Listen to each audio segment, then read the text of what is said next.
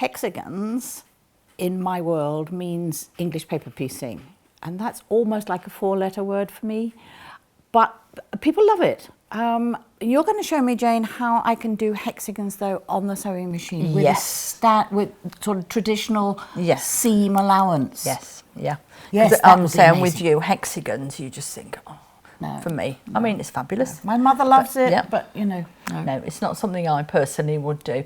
So again, we're going to go back here now to our little sewing applications. That's the little t-shirt again, little t-shirt back into the... It's lovely this, because we've got 2 different sets. Yes, you well, have. 3 I actually, see that but now. 2. Yeah. So we're coming on to here, and we're going to go into patchwork piecing. All right. Okay, here. So what this can do, we've got different ones here. So you can do the lock-o-matic, you can do a lock stitch start and finish, but it automatically drops it to 1.8 for us anyway. The professional stitch length, but it's going to memorise our stitch lengths for us. Right. So what we need to remember as well is we need to put the 1/4 inch foot on. Of course. As well. I'm going to take that one off, easy change, pop that on.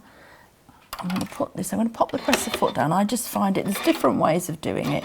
It's just the way I prefer to do it. I've chosen the foot without the seam guide on the side. You get both in here, that foot. So it's purely personal preference when you're doing these. Yeah, no, I like the one without the guide on the side. Yes. So I'm now going to, so I've marked these out because my 1/4 inch, because we've got inset or Y seams when we're doing hexagons, which can be quite tricky.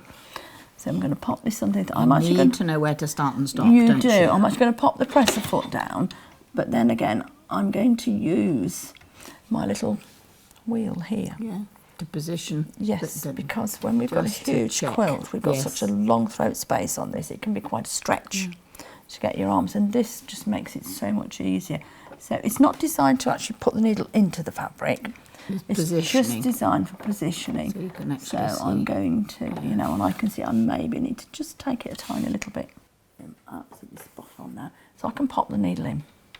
And I think that today's world with rotary cutting means that all your hexagons are the same size, not the way my mum used to cut them. Oh gosh, any old size. Yes, just randomly. Yes, randomly, that's a better word. I'm going to use it. I've slowed it down because, as you can see, I'm sewing from the side, which is a little bit more difficult.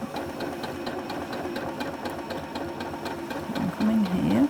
And the machine's you're going to tell the machine where to stop, presumably. When to stop, which is now. Now. And it's coming up now. Same size or different size? Well, I want to sew the same size because I know all my hexagons are exactly the same. Yeah. So I can take that off. Okay. Same size. So it knows now if I'm going to do scissors. If I'm going to do another hexagon now, we can open this one up. There we go. Okay. So we've got those here. Normally I would press it open. Yep. Finger press. There we go. And I've marked another one here. Yeah. So I can pop this one in. And I know that now I'm going to start sewing from my little dot here. So you would sew from the seam out, not out to the seam. It doesn't make any difference. I'm left-handed, so maybe my brain works slightly differently. I don't think it makes a lot of difference whichever you're more comfortable with. Absolutely perfect answer. That's the way that I do it. But I'm a great believer in there is no right or wrong way with this. If it works, that's fine. So again, I'm going to come down, hopefully maybe a little bit over, in, and it's now going to sew exactly the same size for me again. So you just keep the foot on the power. And it's going. And you've got scissors. Scissors to cut. Okay. And we should be at the point. We should then. So if I see and I come round the other way again now, shall we get that in there? And we've got it on the professional stitch length of 1.8, haven't we? Yes, yeah, with automatic when we come into which this. Is really nice. It's automatic. And I may be that this time I do come from sewing the other way. It's just whichever way. I think it's not something you can see, do massively.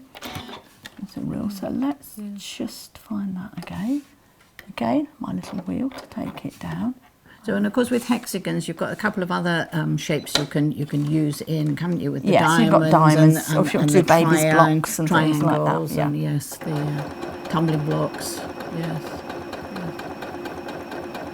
I've got some big hexagons cut out at home. There you go. They've been looking at me.